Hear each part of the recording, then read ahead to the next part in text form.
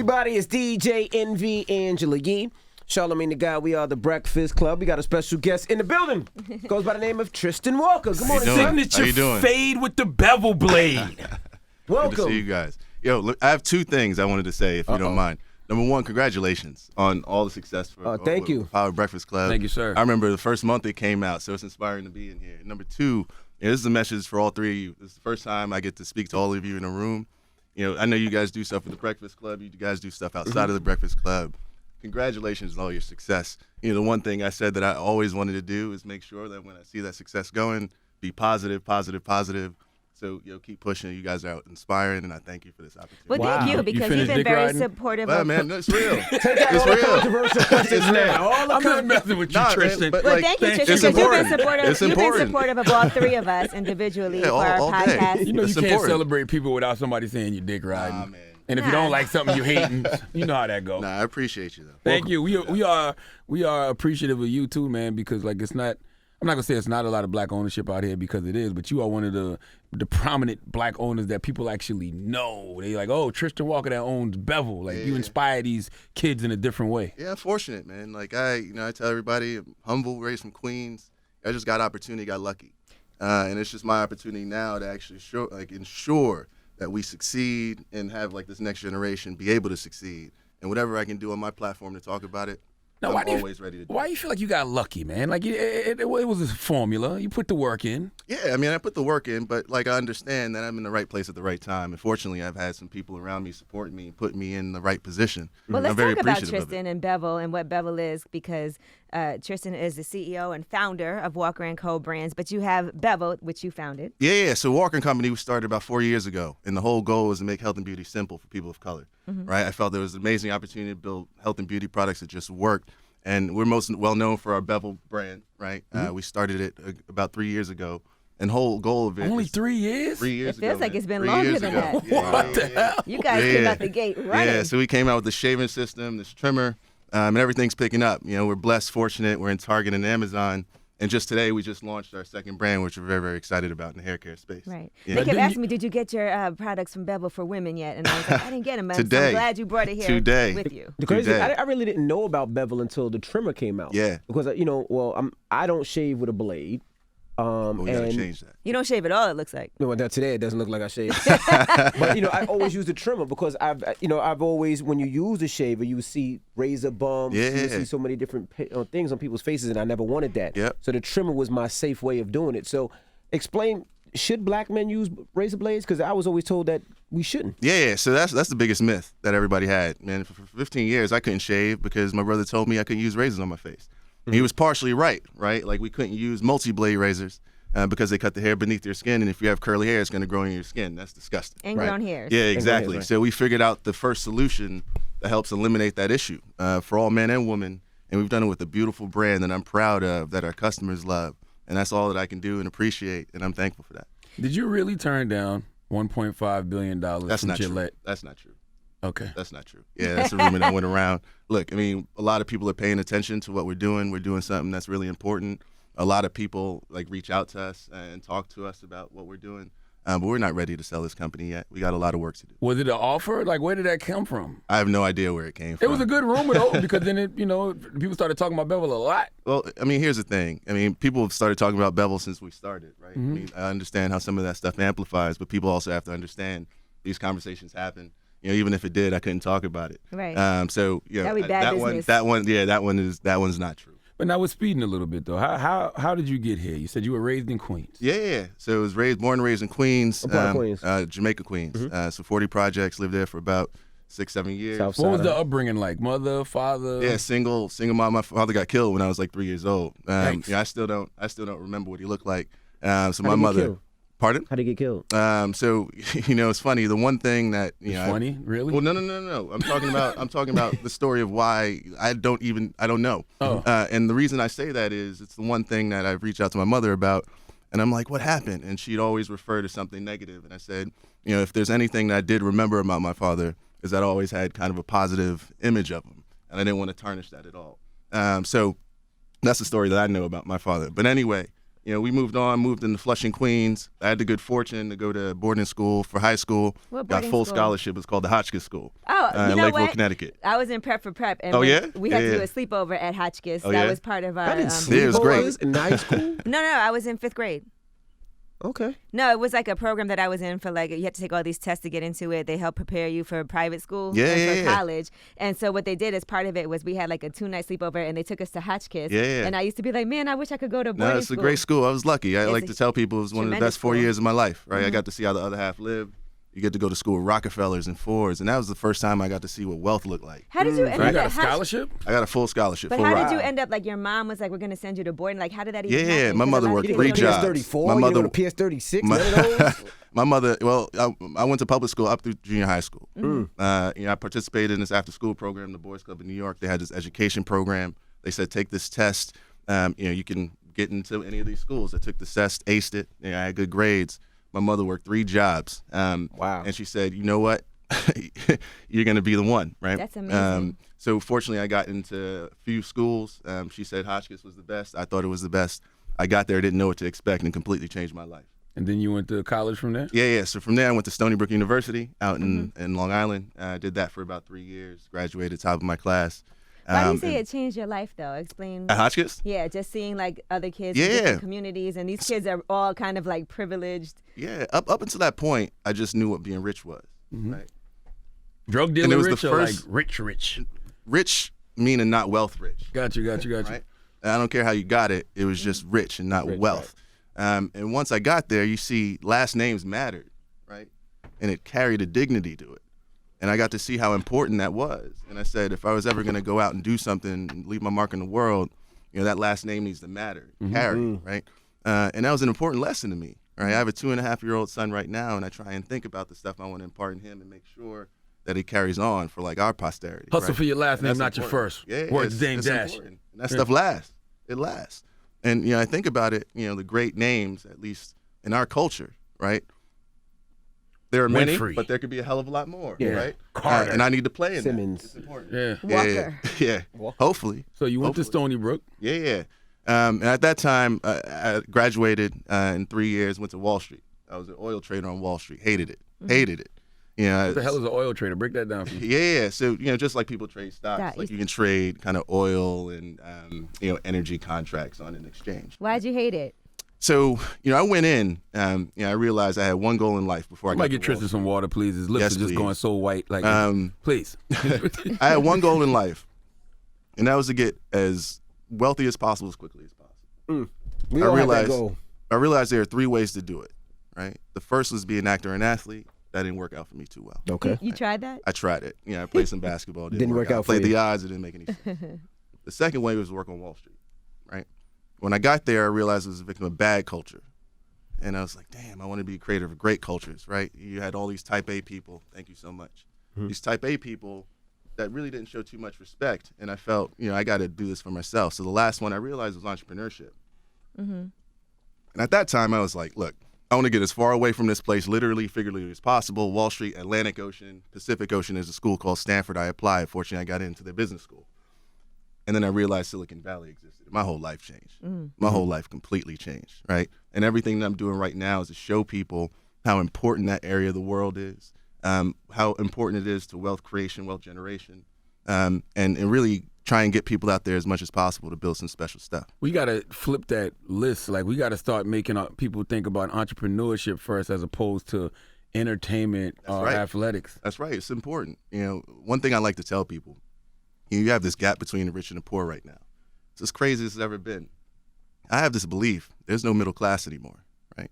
If you think about it, the people at the top 1%, they're using things like technology in ways that make them more productive. They don't have to hire people anymore, anything Right. like that. You think about the folks in the 99%, most of whom are like us, right? You think about the greatest consumer demographic on the planet. It's like, damn, what's the opportunity to help the greatest consumer demographic be the best producer demographic? What does that mean for our wealth creation? What does that mean for our competitiveness? What does that mean for this country's competitiveness? Right? This stuff is important. I want to make sure I'm doing everything that I can to participate in it. And so when you went to Stanford, you got introduced to Silicon Valley. And what was your first thing? You wanted to just get into the tech world? Yeah. Because, like, how did you get into, like, the whole So I was 24 at the Harrison. time when I got to Silicon Valley. It was August of 2008. And at the time, I didn't know it was about like technology. I just thought they made semiconductors out there. I was like, what is this?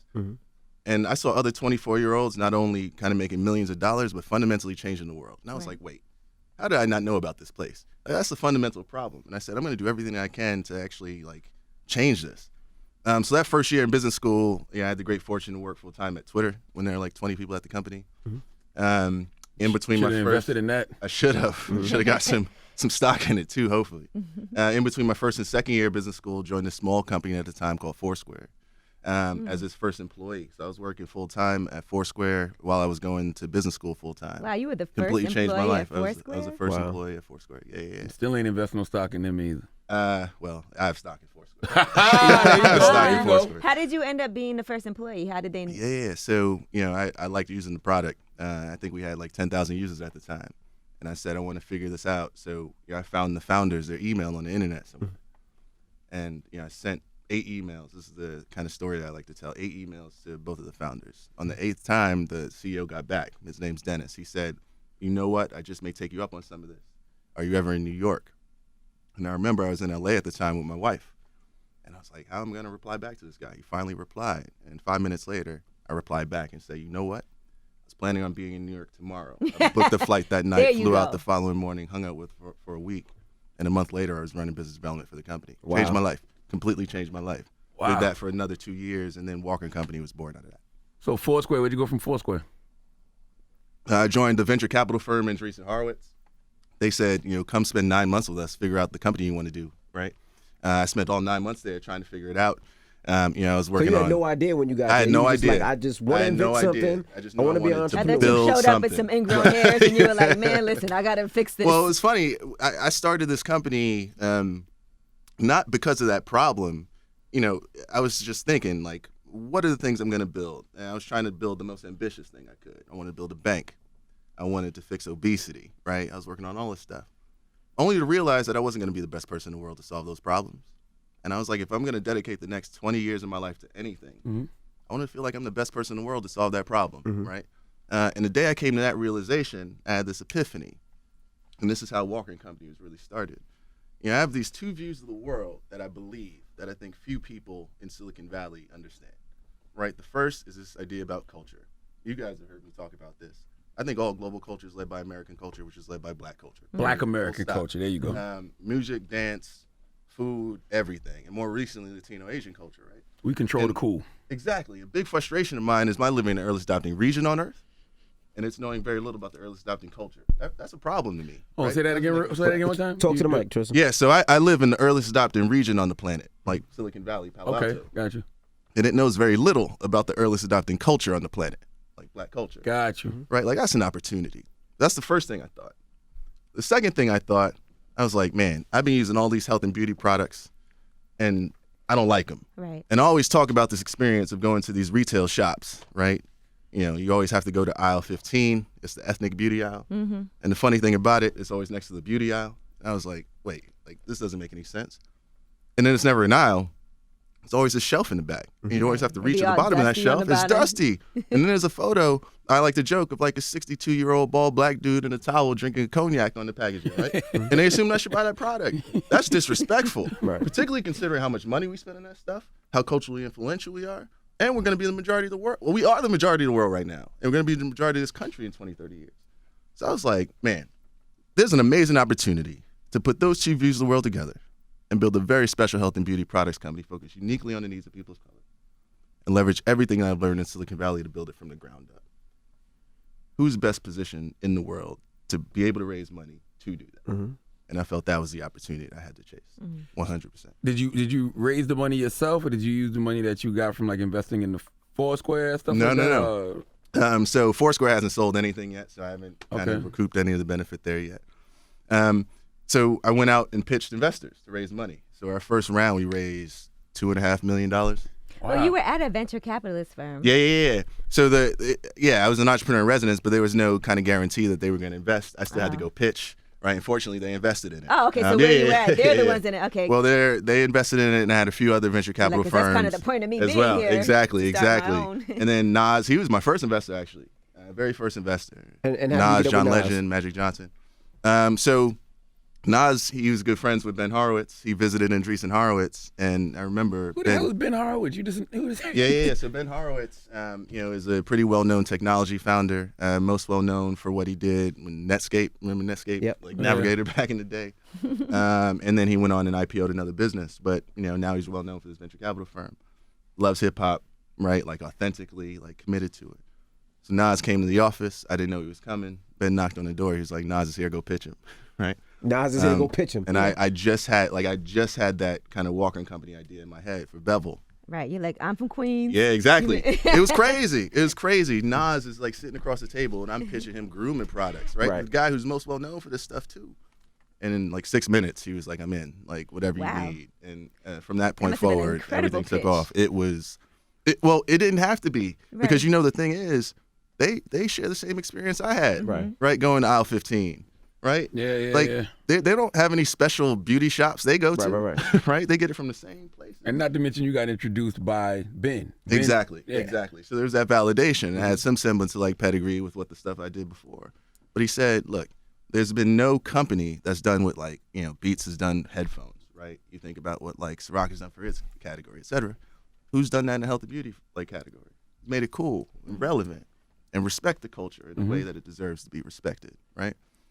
That's what I want to do, and that's what I'm dedicating my life to with Walker. Did you have to pitch Magic and John Legend? Yeah, I pitched them too. They got it right away as well. Like each of these conversations took no longer than 30 minutes. Right? Like they got it immediately. And they felt that, look, I was strategically positioned to be able to do it. I could raise the money. I represented the customer set that we had, right? I was authentically committed to this. I dedicate everything that I do for profit, not for profit, to this demographic shift. So that authentic pitch was it. And it's something everybody could relate to. Exactly. And they could understand it. Exactly. And it's not only people of color. Like white folks have these issues as well, right? With like razor bumps, shaving irritation, etc. Nothing and we worse than solved an razor important bumps in your problem. pubes. Touche. You know what that looks like. Touche. I heard white people use mayonnaise when they want to shave. Now, how did you start selling the blades now? Because now you designed this blade. Now, how do you get it out to the people? Because I didn't hear Nas first saying the blade at first. I heard it after, but how did you start selling it to people? So we raised money in June of 2013, and in December of 2013 we started taking orders. Right, so it's a 6-product line: razor, blades, pre-shave, shave cream, aftershave, brush. First of all, that's a feat because like all these big companies take 24 months to make a shampoo. We did like 6 products in 6 months, and it's a high quality, clinically proven product. We just decided to sell it online. Right. That's the start, right? How do we get the word out there? We did it in that way. And at the time, people didn't know Nas was an investor or anything. Not at all. We didn't that want on them to be. purpose? Yeah. Even for Nas now, the thing that I tell a lot of people, we've known we've done our branding right if like Nas and his branding fits with the branding we do for just even the dude up the street, right? You almost imagine, remember that Brady Brunch grid with like 9 people in it? Like, I know I would have been successful if Nas was in one of those grids and then our customers were in the other ones and people couldn't notice him right away. You know what I'm saying? Like I want him to be like authentically like a part of this brand and not separate from it. So we didn't have to use kind of celebrity to promote us because we had a product that worked, right? And it's amazing how like how easy it is when you actually have a product that works, right? People who've had like irritation razor bumps for 15 years and they wake up and finally have a product that they could use. Like imagine that. Right. They'll talk about it, right? That's My problem important. is I don't even know how. You know what? I don't even know how to shave. I've never shaved in my life because I've always heard that it gives you razor bumps and it's bad for you. I've never shaved. I don't use the razor on my face. I use it on my head though. Yeah. You know what's funny? You go to any barbershop, they offer these services. I mean, Right? Why are they line you up offering with these the razor. services? They At line black you up, barbershops. and they line you up, but I've never. But think about why, right? Like, what about other parts in your hairline and all that stuff aren't subject to the same issues, right? It's just a matter of education. And that's interesting because there are a lot of guys that have their baldies and they need to make sure they shave because that's like a damn near daily thing that you have to do. You done daily? Yeah. You're right. It is. I'm gonna start doing mine. If you daily. could do it at home yourself instead of, that's important. Yeah, and it's funny. I mean, people don't even think about the people with beards, right? They're like, oh, yeah, all these people got beards now. A lot of people have beards because they fear shaving, right? Like, think about that. Yeah. And think about that opportunity. We want to fix that completely. I wanted you to explain that whole process because the process is very important. Like kids always see somebody like yourself and be like, well, how did he get there? You know what I'm saying? Like how long was the process from the time you say, college to just launching Bevel. Yeah. Before Bevel was even successful, just launching it. I mean, the process. I mean, it's like decades, man. It feels like it started for you at going to Hotchkiss. Yeah. And just being surrounded by people that taught you the importance, like you said, of your last name, and then going to college. Yeah, I mean, if you told me when I was 14, I'd be starting a health and beauty products company with legacy, I mean, like, you're crazy, right? That doesn't make any sense. But every experience I've had has prepared me for this moment. Absolutely. It has prepared me for this moment. And it's just a matter of taking advantage of it now and being humble about it and understanding what you've learned. And the process is still going because you still, I'm not even close. You ain't close. Yeah, I'm not even close. I tell people this is like page 1 of chapter 1 of this very long epic novel, right? And as long as we keep that hunger with it, we got plenty of work to do. And I've got plenty of learning to do. Right. I'm not the best CEO I can be. I want to be, right? This is a hustle, right? You got to practice at it. You guys need to develop something to fill in hairlines. Oh, well, no, the Bevel system. we know. Yeah, no doubt. That's one of the highest requests. I've been seeing a spray thing. That's unacceptable. It's unacceptable. I'm cool on that. Now, what about the trimmers? Now, you guys created the trimmer. What made you create the trimmer? And I know that's a tough business because Andes and Wall have been around for so long. Yeah, that's right. That's right. So one thing that you speak to a lot of consumers, I never heard anybody who's like, I love my trimmer, right? I had the same trimmer when I was 14 until I started the Bevel trimmer, right? And everybody hates it, right? It gets too hot. If you want to sharpen it, you got to get a screwdriver. You got to unscrew the blade. You got to put it against the table. Then you got to hold it tight, put it back on, screw it back in. I didn't know men go through all this. Yeah, but that's when you know you about to get that fire haircut. When you're in the barber shop and you see the barber using the screwdriver. It's too much. It's too sharp, and then you exactly. I don't know anything and then you got to do it about again. this. But that's exactly the point. Then you got to you travel international. You plug it in, it blows up. You got to wrap it around your body. Like, it's crazy. So we were like, all right, what would it take to build the world's most advanced trimmer, right? And we realized that there are 3 things that we needed to fix. Number 1, blade technology, right? So our blade, you can just snap it on, snap it off. It takes 5 seconds. There's no screw driving, anything like that. And if you want to sharpen it, we have this like patented thumb wheel that you can adjust the tolerance, right? So you don't have to worry about it being too sharp, too little.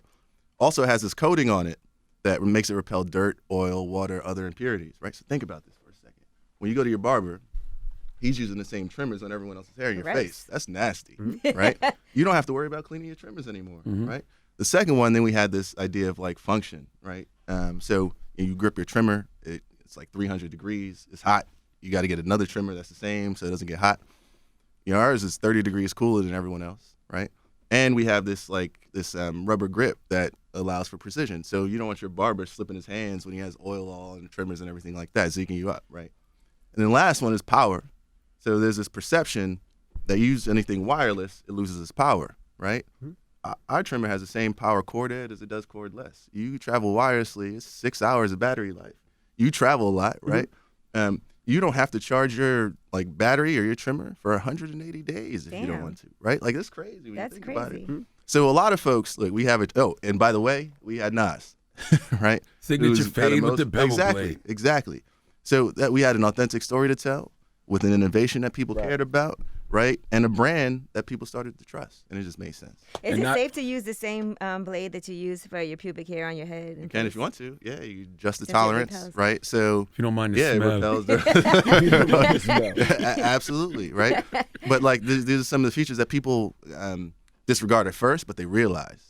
And they're like, all right, it makes sense now. Now, the Bevel blade, the trimmer works well for me. I mean, I use it all the time. I left mine at Super Bowl All-Star, and I was pissed. I called Tristan, Tristan, please, bro, can you send me another one? You got it right to him. And he said, you got it right to me. But I use it all the time. It does everything, and I can do it myself. It's not too sharp. I can do my own lines, everything. Because guys are horrified when you go to a restaurant and they have a hat on and they have That's right. That's right. Shaved That's their right. head. That's right. Oh, sir, you got to take your hat off. That's right. Oh, man, we got to go somewhere else. We call that hat fishing. That's right. Now y'all are expanding into women's hair care. Yeah. Hey now. We it's called Form. It's called Form. I have some right here. Yeah. We just like shaving, right? We said shaving hasn't changed in decades, right? We had a problem with that. For hair, hair care hasn't changed in decades. I had a fundamental problem with that. A lot of women saying, which products to use, when, why, how, right? Brands not really understanding anything about you and your lifestyle, the fact that you work out, that you live in humid climates, stuff like that. This stuff that's important. we made Form for the 3/4 of women who just wanted to take out the guesswork in all hair. 3/4 of women. 3/4 of all. You selling the old slaves, right? old black people? What are you talking about? 3/4 of all women. Oh, population wise. Population. Oh, okay. Yeah. Not 3/4 of a person. Like, yeah, it's like, no. What? Nah, man. Oh, man. All right. No, 3/4 all women who want to take out the guesswork. So we built Form with them in mind. So Form is prestige hair collection, right? That will deliver not only like custom product regimens for you to use, but custom usage instructions for it, right? So for everyone who goes to formbeauty.com, you can take our Form consultation. So it's the survey. We'll ask you questions like, what zip code you live in, so we get a sense for the humidity that's there, right? Do you swim? Do you exercise regularly? What hair products you use currently? Do you drink, how much water do you drink every day? These are things that have unique impact on the effect of your hair. After you fill out that consultation, we'll serve you a selection of products uniquely tailored to your condition, your lifestyle state, right? First of all, that's something that really hasn't been done. Like a lot of people talk about this whole personalization thing, and all they do is change the color of your formulation or the smell, right? Like they make it some like confetti cake smelling like product, and it doesn't do anything for your hair. So we're like, what about the things that people do? If you swim, you need to use certain products a different way, right? If you live in Miami versus New York, Boulder, Colorado or something, right? Like you need different products, right? Because the kind of environment is different. So we'll deliver those products, and it's a beautiful line it just works. And what we're offering, at least in like a beta small form, we said, how can we prove that these things work, right? We have an industry in health and beauty that's completely subjective. You put stuff on your hair, you put stuff on your skin, you don't know what it's doing to your skin or your hair, right? So we have this thing called this a Form map, hair map, microscopic analysis profile. For the people who are selected into it, a couple days later, we'll send them a note, and we'll say, take out a couple strands of hair off your head of your comb, send it back to us. Right? Wow. What we'll analyze it under a microscope, blow it up 1,000x. We'll show you level of damage, breakage, knots, right? All that stuff in your hair. And because we make product, we'll say based on the damage observed in your hair, based on this questionnaire you filled out, this consultation, the humidity and zip code where you live, the pH level of your water, stuff like that. Use this conditioner, this styler, this shampoo, whatever permutation we recommend for a month. And a month later, we ask you for hair strands again, and we'll show you what our products have done to your hair. Full stop. It's crazy. It's important. Yeah, that's like custom. Important. It's like custom. Exactly. Like, right. Now, how can people do that again? Right. They go to where though? They go to formbeauty.com. We'll be in retail, and we'll have more on that in about a month or so. So you go to formbeauty.com. What can he He can't what can he? Do? I can't. What are you talking about? What can't he do? No, because he can't. You ain't got no hair. It's for women. It's a women's hair care line, you idiot. Well, so it can be used. It could be used for men too. I thought Form was for women. It's geared towards women, but men can use the product. Just like women can use Bevel. Got you. Yeah. What does the word bevel mean? Yeah. So Bevel is where two lines intersect at an angle that's not 90 degrees. Right, so you see beveled something edge, as bevel glass. Right? Yeah. Mm-hmm. So it was a beautiful because our blade has that beveled edge. We recommend that people shave at a certain angle, right? Certain beveled angle. That's where we got it from. Bevel has like a new definition now because of the bevel. Yes, I mean it's crazy. Nas put us in a song and completely changed everything for Bevel. An amazing record at that. Yeah, it's now, crazy. Kids can use this as well, right? Kids can use this absolutely. That's why we brought it for you, for your family too, to check it out. Yeah. Do you ever feel the pressure? Do you feel pressure to make sure your skin is up to par just because you? All the time. You can't be walking around looking crazy. You know what I mean? Like right now, people looking at HD and he got a bump right there. I mean, bump there. I'm a bit relieved. I'm a bit relieved by the fact that look, now we have something else to talk about, right? So yeah, I mean, of course, I should feel pressure, right? I'm saying what our products do, and they should work, right? Full stop. When you think about our hair care products, our employees use them, right? And they're gonna feel that pressure too, right? But their hair looks great. Our right? hair care is no their joke. Hair looks by great. the way. No, I know. We're gonna be paying close special attention. But here's the thing too. My wife is my harshest critic as well, right? She's been using this for months and months and loves it, right? And it shows. So it's important that we actually kind of represent the successes that we're actually pushing on people. Yeah. All right. Well, we appreciate you for joining us. Where can they find the Bevel products and all that stuff? So getbevel.com for Bevel. You can also find that at Target, Amazon, and then for formbeauty.com. And we'll be in kind of retail in a couple months or in about a month or so. I'm going to send my hair sample in. Yeah, please do. All right. Well, there you have it. It's Tristan Walker from Bevel. Thank you, guys. It's the Breakfast Club. Good morning. Thank you.